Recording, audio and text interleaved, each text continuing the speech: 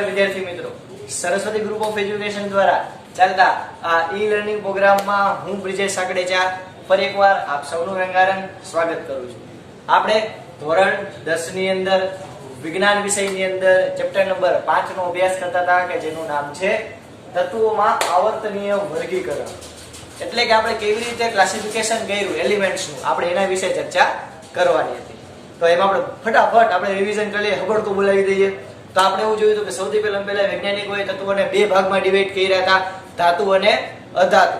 પણ ત્યાર પછી ઘણા બધા તત્વો શોધાણા કે જેને કારણે તકલીફ પડી યાદ રાખવામાં, ગુણધર્મને તારવવામાં. તો એના માટે આપણે એવું કર્યું કે ત્યાર પછી ડોબ્રેનર નામના વૈજ્ઞાનિક આવ્યા કે જેને આપણને ત્રિપુટીનો નિયમ આપ્યો. એ ત્રિપુટીના નિયમમાં આપણે ઉભેના કે 3-3 ના જોટા આપ્યા, એટલે કે 3-3 ની જોડી આપી કે જેમાં વચલા પદાર્થનું પરમાણ્વીય દળ એ પહેલા અને ત્રીજાના સરેરાશ જેટલું થતું હતું, બરોબર. તો એને પરમાણ્વીય દળને ધ્યાનમાં લઈ અને તત્વોને ગોઠવ્યા. તો પણ એમાં એ વાંધો શું હતો તો કે ભાઈ બધાય માટે એપ્લાય કરી શકાતું નહોતું. અમુક ખાસ એવી જોડી હોય એના માટે જ આપણે એપ્લાય કરી શકતા હતા. તો એ મર્યાદાને દૂર કરવા માટે ન્યુલેન્ડ નામના વૈજ્ઞાનિક આવ્યા. એ ન્યુલેન્ડ નામના વૈજ્ઞાનિકે આપણને અષ્ટકનો નિયમ આપ્યો, એટલે કે એને જે તત્વો હતા એને સંગીતના સૂર મુજબ રેખા સા રે ગ મ પ ધ ની, એટલે કે પહેલા તત્વથી 8મા તત્વએ આવતું પહેલા ક્રમથી 8મા ક્રમે આવતું તત્વ એના ગુણધર્મ કેવા હશે? સરખા, બરોબર. એટલે કે પહેલું અને 8મું એના ગુણધર્મ સરખા, બીજું અને 9મું એના ગુણધર્મ સરખા, ત્રીજું અને 10મું એના ગુણધર્મ સરખા. આપણે એવી રીતે ચર્ચા કરી, બરોબર. તો પણ એમાં પણ મર્યાદા શું છે કે ભાઈ એ ઓછું પરમાણ્વીય દળ હોય એના માટે જ આપણે લાગુ પાડી શકતા હતા. એટલે કે ઓછા પરમાણ્વીય દળ હોય એના માટે જ આપણે લાગુ પાડી શકતા હતા. જેમ કે કેલ્શિયમ સુધી જ આપણે લાગુ પાડી શકતા હતા, બરોબર. એનાથી વધારે આપણે લાગુ પાડી શકતા નહોતા. તો એ મર્યાદાને દૂર કરવા માટે મેન્ડેલિફ નામના વૈજ્ઞાનિક આવ્યા. ઓકે, ચાલ.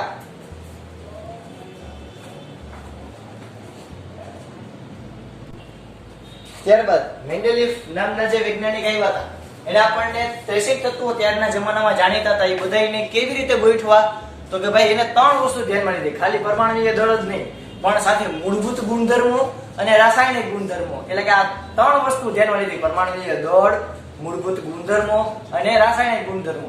આ બધાને આધારે તત્વોને ડિવાઈડ કર્યા અને એક મસ્ત મજાનું આવર્ત કોષ્ટક આપ્યું, મેન્ડેલિફનું આવર્ત કોષ્ટક, બરોબર. આ મેન્ડેલિફનું આવર્ત કોષ્ટક છે એમાં આપણે જોઈ શકાય કે પહેલા તો બધા કરતા સારી એવી એક્યુરેસી હતી, પણ એમાં આપણે જોયું કે એની મર્યાદા શું હતી તો કે સમસ્થાનિકો, એટલે કે એક જ અટક અને વજન જુદા જુદા, એટલે કે એક જ પરમાણ્વીય ક્રમાંક અને એના દળાંક જુદા જુદા. એ બધાને આપણે ક્યાં ગોઠવવા એ ચર્ચાનો વિષય બન્યો. હાઇડ્રોજન એ આલ્કલી જેવા ગુણધર્મ ધરાવે અને હેલોજન જેવા પણ ગુણધર્મ ધરાવે, તો એને ક્યાં ગોઠવવો એ ચર્ચાનો વિષય બન્યો. અને પરમાણ્વીય દળ છે એની નિયમિતતા રહેતી નહોતી, એટલે કે આપણે એવું હતું કે ઓછા પરમાણ્વીય દળથી જેમ નીચે નીચે જાય વધુ પરમાણ્વીય દળ આવતું છે.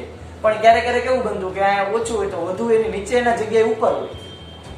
ઓકે, તો એ મર્યાદાને દૂર કરવા માટે હેનરી મોસેલે નામના વૈજ્ઞાનિક આવ્યા, રસાયણ શાસ્ત્રી, કે જેને મસ્ત મજાનું આપણને આધુનિક આવર્ત કોષ્ટક આપ્યું કે જે આપણે મસ્ત મજાના 2 લેક્ચરમાં ભણી ગયા, બહુ ડિટેલમાં ભણ્યા, બરોબર ને છોકરાઓ? તો ચાલો આપણે દર વખતે હવે લેક્ચરમાં આની પ્રેક્ટિસ કરશું. આ તમને યાદ રહેશે ને? બધું યાદ થઈ જાય. અજય મારે રેગુ બોલો જોઈએ, આ યાદ રહેશે ને? બધું યાદ થઈ જાય, બરાબર. ચાલો સ્ટાર્ટ કરીએ. તો અહીંયા સૌથી પહેલા આપણે સમૂહના નામ દર્શાવી દઈએ. તો કેટલા સમૂહ હોવા જોઈએ યાદ કરો તો કે 18. આધુનિક આવર્ત કોષ્ટકમાં 18 સમૂહ હોવા જોઈએ. તો 1 2 3 4 5 6 7 8 9 10 11 12 13 14 15 16 17 અને 18. ઓ બાપ રે બાપ, આમાં તો જો થોડું વધારે ખાનું થઈ ગયું. તો શું કરશી? અરે યાર, એમાં શું મૂંઝાવાનું હોય? આ આખી કોલમને શું નાખવાની? આપણે ડિલીટ કરી નાખી. આપણી હાથમાં જ છે. હા, જો આપણી હાથમાં જ છે. અને આ ખાનું આપણે ક્યાં લઈ લઈએ? અહીંયા. ચાલો પાસે બ્લેક માર્કર પણ અવેલેબલ છે. આ ખાનું આપણે અહીંયા લઈ લઈએ. એમાં હું મૂંઝાઈ જાય તો આ બે ખાના દોરવા પડશે. ઓકે, ચાલો હવે આવર્ત આપણે જોઈએ. કેટલા આવર્ત હોવા જોઈએ તો કે ભાઈ 7 હોવા જોઈએ. તો અહીંયા 1 આ 2 3 4 5 6 અને 7, એટલે કે 7 આવર્ત. આવર્ત એટલે આડી લીટી અને 18 સમૂહ એટલે કે ઊભા સ્તંભ. જેમાં આપણે કીધું હતું કે પહેલા સમૂહમાં કેટલા આવશે? 2 જ તત્વો, એટલે કે પહેલું અને છેલ્લું. ઓકે, પહેલા અને છેલ્લા. બીજા અને ત્રીજા સમૂહમાં અહીંયા 2 તત્વો આવશે એટલે અહીંયા 6 આવશે અને બાકી તો બધું આટલું આવર્ત કોષ્ટક છે. બરોબર છોકરાઓ? ચાલો હવે આપણે આયા તત્વોના નામ મેં કેમ યાદ રખાવ્યા હતા યાદ કરો તો છોકરાઓ, આપણે એ ફરી પાછી પ્રેક્ટિસ કરી લઈએ. ચાલો આપણે સ્ટાર્ટ કર્યું તો અહીંયા હાઇડ્રોજન થી હલીના કબ્ર એટલે કે કે કબ્ર. ઓકે, એટલે RB સે બહાર ફરાર કેપિટલ F દર્શાવીએ ફરાર એટલે કે FR. હેલિના કબ્ર સે ફરાર કેમ લખાય તો કે hydrogen, lithium, sodium, potassium, rubidium, caesium અને ફ્રાન્સિયમ. ચાલો બીજું તો કે ભાઈ બેટા માંગે કાર स्कूटर और सेंट्रो बाप रे. अथवा तो आने તમે એમ યાદ રાખી શકો કે બેટા માંગે કાર સેન્ટ્રો લેકે બાપા રખડે. ઓકે, એમ યાદ રાખી શકો. ચાલો આથી આપણા પહેલો અને બીજો સમૂહ કે જેને આ પહેલા સમૂહને કહેવાય આલ્કલી તત્વો, કારણ કે એની બાહ્ય કક્ષામાં કેટલા ઇલેક્ટ્રોન હશે? બધામાં 1. ઓકે, મેં આપણે આ પહેલાના લેક્ચરમાં ભણી ગયા હતા ડિટેલમાં. ચાલો હવે અહીંયા તો કે આને કહેવાય S વિભાગના તત્વો, આને કહેવાય P વિભાગના તત્વો. P વિભાગના તત્વોમાં અહીંથી શરૂઆત થશે, અહીં નાઇટ્રોજન થી N, નાઇટ્રોજન થી શરૂઆત થયેલો શું હવે A, પછી શું આવે B એટલે કે B ફોર બ્રિજેસ, ના B ફોર બોરોન, ત્યાંથી શરૂઆત થવાની. ઓકે, તો આમાં આપણે શું કર્યું હતું? B તો કે યસ બેંગન, આલુ, ગાજર ઇન થેલી એટલે કે બોરોન, એલ્યુમિનિયમ, ગેલિયમ, ઇન્ડિયમ અને થોરિયમ. ચાલો પછી આયા શું આવશે તો કે કેમિસ્ટ્રી સર ગેટ સમ ડાઉટ અથવા ગેટ સમ પ્રોબ્લેમ. ચાલો આયા શું આવશે કેમિસ્ટ્રી પછી તો કે નઈ પડોશન આને સે સબ बिगड़े. ओके, ચાલો પછી શું હતું? યસ ઓસેટેપો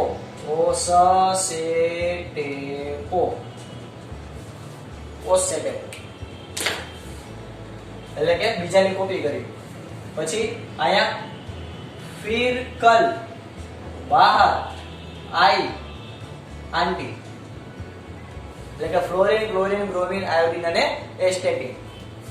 આયા हीना, नीना और करीना का एक्सरे बाहर एक्सरे रंगीन RA. Okay, helium, neon, argon, krypton, xenon અને રેડોન. ચાલો હવે આ થયા P વિભાગના તત્વો. હવે આપણે D વિભાગના તત્વો કેવી રીતે યાદ રાખશી તો કે ભાઈ સુનો सुनो तुम विवाह विवाह आम लखा स्कैंडियम, टिटेनियम, Ti. सुनो तुम विवाह कर लो मुझसे फिर कोई नहीं कहेगा શું આવશે? જાલિમ અથવા તો જાનુ, જેમ યાદ રાખવું હોય. ઓકે, ચાલો ત્યાર પછી ये આને એક કામ કરો, આપણે અત્યારે આની રિક્વાયરમેન્ટ નથી, નતર આપણા ટોપિક ની અંદર થોડા કન્ફ્યુઝન થશે. અત્યારે આની રિક્વાયરમેન્ટ આપણે નથી લખતા. પહેલા આની રીતે ફરજિયાત તમને આવડવી જ જોઈએ. આવડે? આ પહેલા તત્વોથી માંડીને 30 તત્વો તમને ફરજિયાત આવડવા જોઈએ અને બાકીનું આ બધું.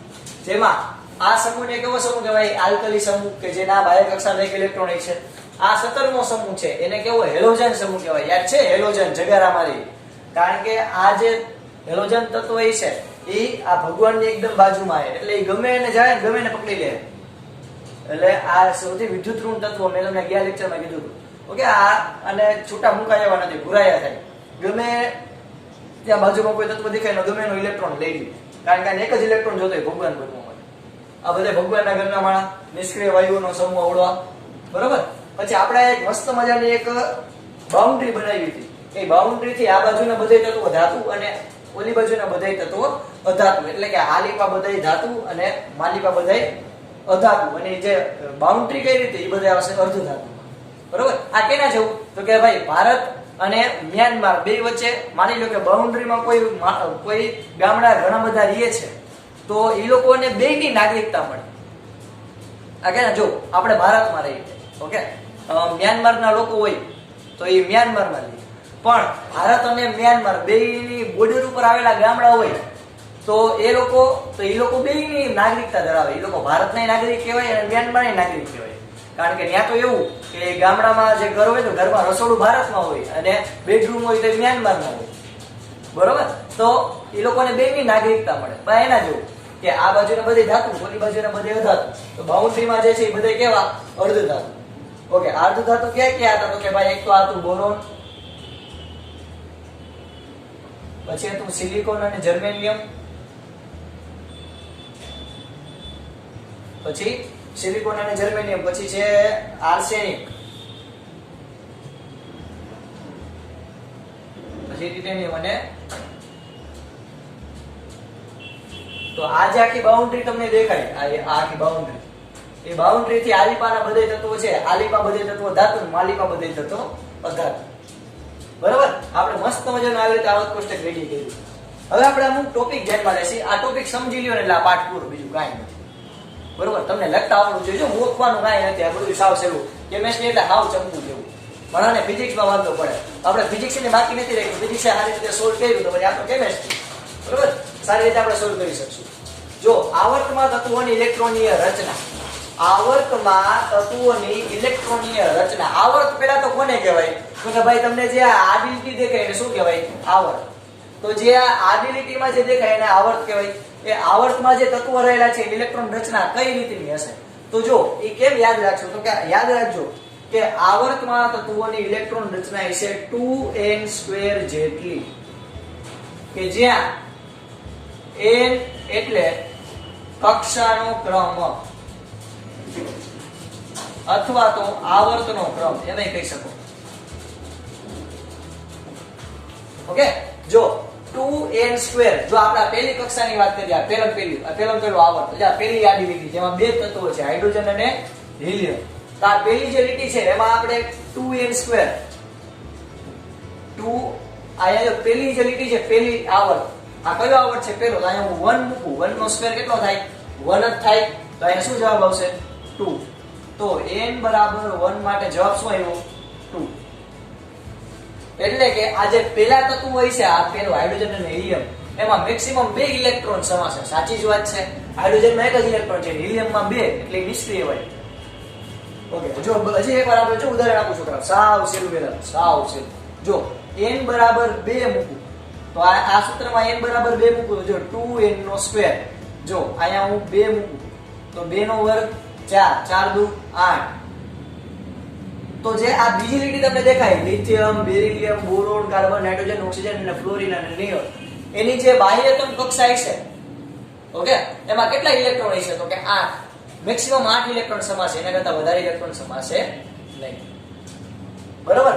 ચાલો હવે n બરાબર હું 3 મૂકું, જો સાવ સહેલું સમજજો, n બરાબર 3 તો શું થાય, તો કે n બરાબર 3 મૂકું, n બરાબર 3 તો 2n², તો 3 નો વર્ગ 9, 9 દુ 18. એનો જે નિષ્ક્રિય વાયુ જે છે આવડો, એટલે કેટલા આવ્યું, તો કે 18 આવતા છે. એટલે આ જો કેના જેવું થયું, 2 8 2 8 8 18 18 32. આ મેક્સિમમ ઇલેક્ટ્રોન બાહ્ય કક્ષામાં રહેલા ઇલેક્ટ્રોન જે છે એ દર્શાવે. પણ જે આ મેં તમને ક્રમ આપ્યો કેનો ક્રમ છે, તો કે જો મેક્સિમમ 8 ઇલેક્ટ્રોન રચના ધરાવતા હોય, એટલે કે જો આ પેલું જે આવર્ત છે એમાં સૌથી વધારે ઇલેક્ટ્રોન કેમાં ભરેલા છે, તો કે આમાં નિષ્ક્રિય વાયુ હોય એમાં સૌથી વધારે ઇલેક્ટ્રોન હોય, બધી સીટ ભરાયેલી હોય તો જે અહીં નિષ્ક્રિય થઈ ગયું હોય. બરાબર. તો જો સમજો ધ્યાનથી, n બરાબર 1 મૂકું તો કેટલા આવ્યો, 2. એટલે કે આ જે પેલું તત્વ છે એનો મેક્સિમમ ઇલેક્ટ્રોન 2 છે. n બરાબર 3 મૂકું, સોરી n બરાબર 2 મૂકું તો કેટલા આવ્યા, 8. એટલે કે આ જે તત્વ છે એમાં મેક્સિમમ કેટલા ઇલેક્ટ્રોન છે, 8 બાહ્ય કક્ષા. હવે n બરાબર 3 મૂકું તો 18, તો r1 છે એની ઇલેક્ટ્રોન રચના કેટલી થઈ, 18. બરાબર. તો જે આવર્તમાં તત્વોની ઇલેક્ટ્રોનની રચના હોય ને 2n² જેટલી કે જ્યાં n બરાબર કક્ષાનો ક્રમ. ઓકે, ટેક્સ્ટ બુકમાં એવું કીધેલું છે આવર્ત ક્રમ એ બાહ્ય કક્ષા તત્વ સંયોજકતા માટે n નું મૂલ્ય સૂચવે છે. એટલે કે કેન્દ્રથી છેલ્લી કક્ષાનો ક્રમ પણ ગણી શકાય. એટલે કે આ છેલ્લી કક્ષામાં કેટલા ઇલેક્ટ્રોન સમાય. ઓકે, ક્લિયર થયું? ચાલો, પહેલા આવર્તમાં 2 8 8 18 18 અને 32 જો આવી રીતે મેક્સિમમ ઇલેક્ટ્રોન સમાઈ શકે. ચાલો, આટલું ક્લિયર થયું. તો આ થયું તત્વોમાં આવર્તમાં તત્વોની ઇલેક્ટ્રોનની રચના. હવે આપણે કીધું સમૂહમાં તત્વોની ઇલેક્ટ્રોનની રચના. તો સમૂહમાં આપણે ઉપરથી નીચે જાય તો ઇલેક્ટ્રોન જે છે જેમ પરમાણુનો ક્રમાંક વધતો જાય, અંદર રહેલા પ્રોટોનની સંખ્યા વધતી જાય તો ઇલેક્ટ્રોનની સંખ્યા પણ વધતી જાય. બરોબર? જેમ કે આપણે જો પહેલો સમૂહ ધ્યાનમાં લઈએ. પહેલો સમૂહ શું છે? તો કે આપણને પહેલો સમૂહ હાઇડ્રોજન થી આપેલો છે. તો કે hydrogen, lithium, sodium, potassium, rubidium, caesium અને ફ્રાન્સિયમ. તો જો ધ્યાનથી સમજજો છોકરાઓ, સાવ સહેલું. સોડિયમ જે છે હાઇડ્રોજન. હાઇડ્રોજનમાં કેટલા ઇલેક્ટ્રોન છે? હાઇડ્રોજનમાં 1, એટલે તેનો પરમાણુ ક્રમાંક 1 છે. હવે લિથિયમ, તો લિથિયમમાં કેટલા ઇલેક્ટ્રોન છે? હાઇડ્રોજન, લિથિયમનો પરમાણુ ક્રમાંક કેટલો? હાઇડ્રોજન, હિલિયમ અને લિથિયમ 3 છે એનો પરમાણુ ક્રમાંક. તો લિથિયમની રચના કેવી થાય?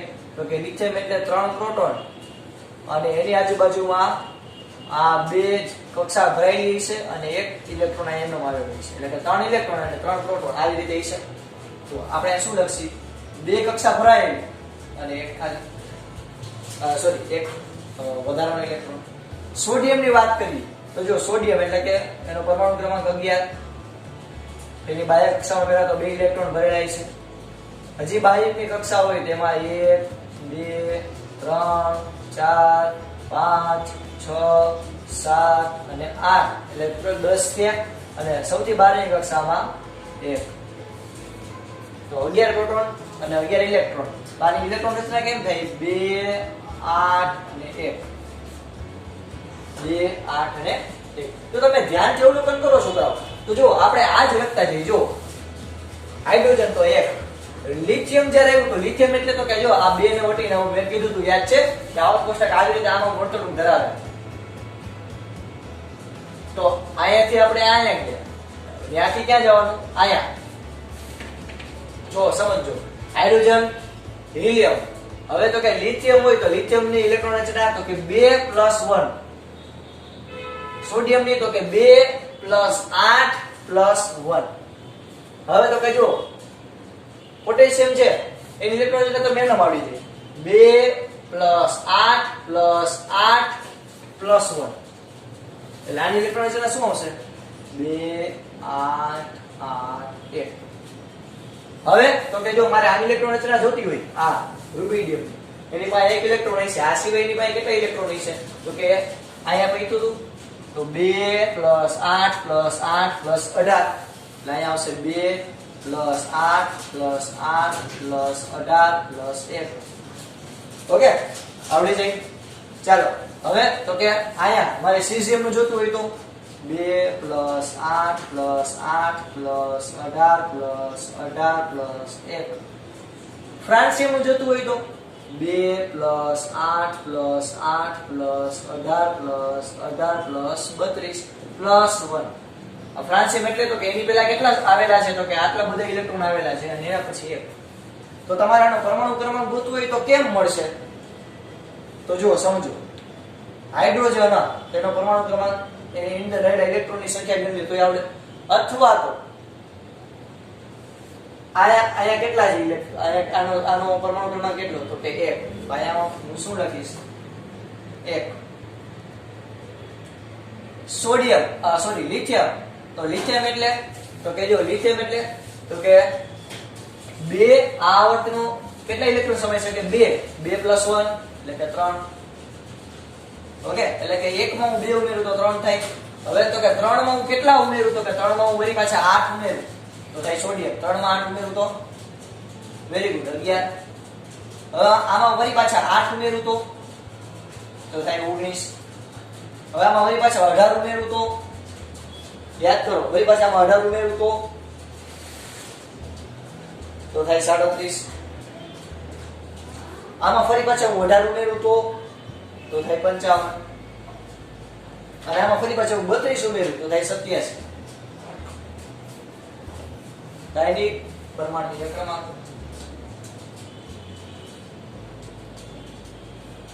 કેવી રીતે મળે તો કહેજો સમજો.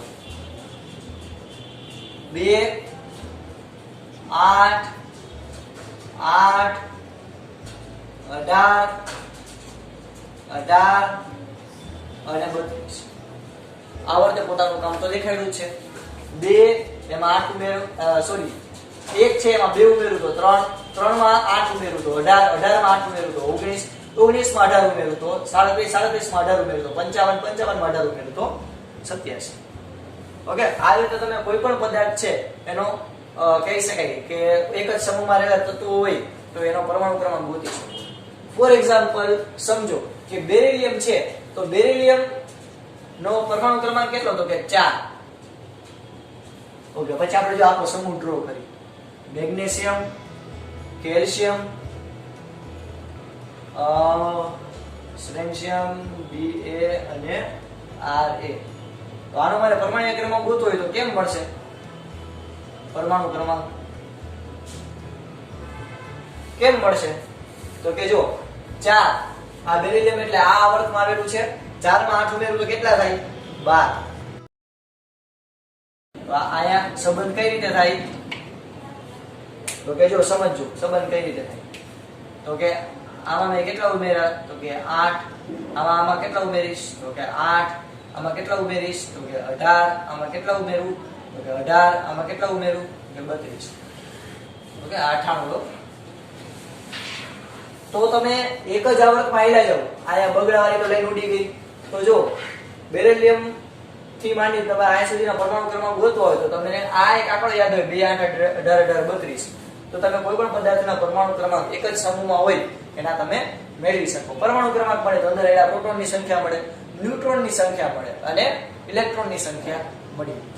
ઓકે, તો આ રીતે તમે કોઈ પણ પદાર્થનો પરમાણુ ક્રમાંક છે એ મેળવી શકો. ઓકે, જો હજી એકવાર તો કે બેરિલિયમ એટલે 4 આ લીટીમાં આવેલો છે, એમાં કેટલા ઉમેરું તો મેગ્નેશિયમ મળશે 8. ઓકે, મેગ્નેશિયમમાં કેટલા ઉમેરું તો કેલ્શિયમ મળે તો કે 8.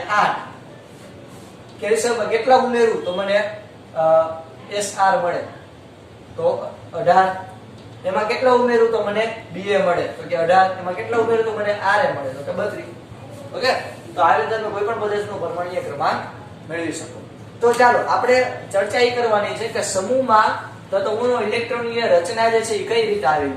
તો કે જ્યારે સમૂહમાં આપણે ઉપરથી નીચે તરફ જાય, સમૂહમાં ઉપરથી નીચે તરફ જાય તો ઇલેક્ટ્રોનની રચના, ઇલેક્ટ્રોનની સંખ્યા વધતી જાય, પણ બાહ્ય કક્ષામાં રહેલા ઇલેક્ટ્રોન જે છે એની સંખ્યા સરખી. એટલે કે આપણે પેલો સમૂહની ચર્ચા કરું તો પેલા સમૂહની અંદર તમે જુઓ બધાયમાં બાહ્ય કક્ષામાં કેટલા ઇલેક્ટ્રોન છે? એક જ. એવી રીતે આ બીજો સમૂહ હોય તેમાં બાહ્ય કક્ષામાં કેટલા ઇલેક્ટ્રોન હોય? બધાયમાં 2. તો સમૂહમાં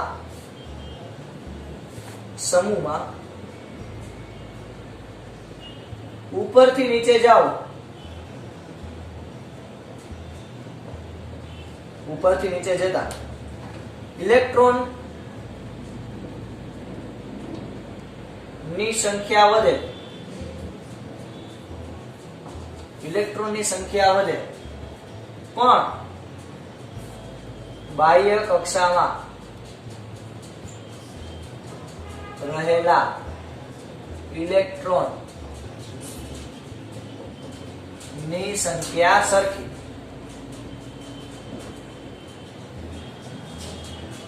પણ બાહ્ય કક્ષામાં ઇલેક્ટ્રોનની સંખ્યા કેવી રીતે સરખી? ઓકે, એટલે જો આપણે આ પેલા સમૂહની ખાલી ચર્ચા કરીએ તો જો બધામાં બાહ્ય કક્ષામાં કેટલા ઇલેક્ટ્રોન છે? એક જ. પણ તમે જેમ ઉપરથી નીચે તરફ જાઓ તો પદાર્થના એટલે કે તત્વના કહેવાય ઇલેક્ટ્રોનમાં વધારો થાય.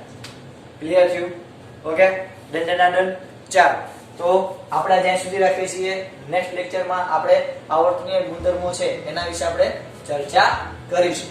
પણ યાદ રાખજો તમારે આપણું જે આખી આ બુક, આપણું જે આખો લેક્ચર છે બધું રંગબેરંગી પેનથી લખેલું છે. બધે તમારે પાકી બુકમાં કરીને બુકમાં પાકી બુકમાં જ મસ્ત મજાના રંગબેરંગી પેનથી લખી નાખજો બરોબર આટલું મસ્ત મજાનું પેલા છાપી નાખજો આપણે આવર્તનીય ગુણધર્મ આપણે નેક્સ્ટ લેક્ચરમાં કરીશું આ સુધી રાખીએ જય ભારત જય હિન્દ લખી દેજો